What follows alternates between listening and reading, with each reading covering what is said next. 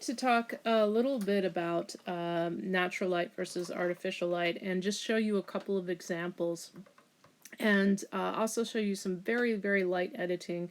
And I'm using Google Photos, and my rule of thumb, like I mentioned earlier, is that if I'm going to need to futz around a lot, then I'm probably better off just sucking it up and retaking the photo in better conditions. So on the left is artificial light, and when it's just really yellow and kind of has a pinkish tone, and I'll spare you the having to watch me try to futz with it, but I believe that it's going to take me more time to futz with this than it's really worth it. Photo editing programs have gotten really incredible, and in a pinch I would use it. I'll be honest, I would. But I would prefer to just start off with a better photo, and the one on the right, which was taken with natural light, especially when I held it up next to the original painting next to my monitor, and I'm like, oh my gosh, this is so much closer. I'm actually working off my iPad right now. That said, I'm still going to do a few little quick, small edits. And again, the worst thing you want to have happen is like to have somebody who says, "Oh my God, I love this painting. I want to buy it." And you're like, "Awesome! You do the sale and everything and blah blah blah." And then they get it and they're like, "Oh," because it maybe you photoshopped it because it looks so much better to make it so much more dramatic, and that's not what the original painting looks like. So my rule of thumb is you want to get it as reasonably close as you can, as reasonably in the ballpark.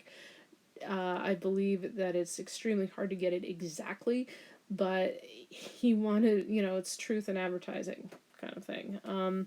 And I've sold work through people seeing my work on postcards and or note cards of and prints of my work, and so it is a great way to sell your work. And I'm happy to say that they have not been disappointed by it.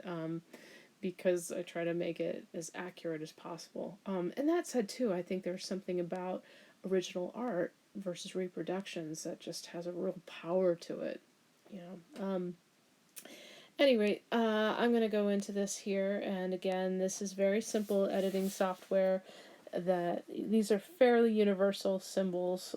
So there's on the bottom of the screen, there's a little thing with little lines back and forth. So I'm going to click on that. And I'm going to ignore all these filters and stuff. I'll talk about that later. And I'm going to click again on that, and I'm going to get a menu here of light and color. And I'm going to click on the drop down thing. And so I think it's a little bit lighter than it should be, so I'm going to adjust the exposure a little bit. I might play around a little bit with the contrast. And it's kind of cool if go back and forth on these slider bars and see what looks, does that make, sometimes it makes a big difference on something and sometimes it doesn't, but in this case I think it's fairly minimal. Highlights, shadows, blacks, that's where I would have probably messed around with highlights and shadows on the large glossy painting to try to fix that if I felt there was something like that. There's this thing called pop, which I think is kind of interesting, where it just kind of sort of makes things richer, darker, clear. Like, I wouldn't do this because, not only does that not look like my painting, but if somebody was to buy it, they'd be like, oh, so I think I'm gonna leave that one alone.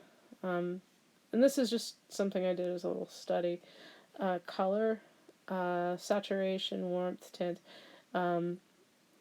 making it, again, just trying to keep it real. That feels good to me.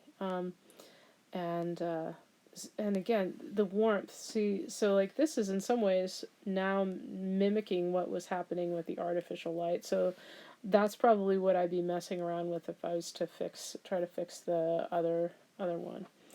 And then I'm just gonna click save. and call it good. Thanks for watching.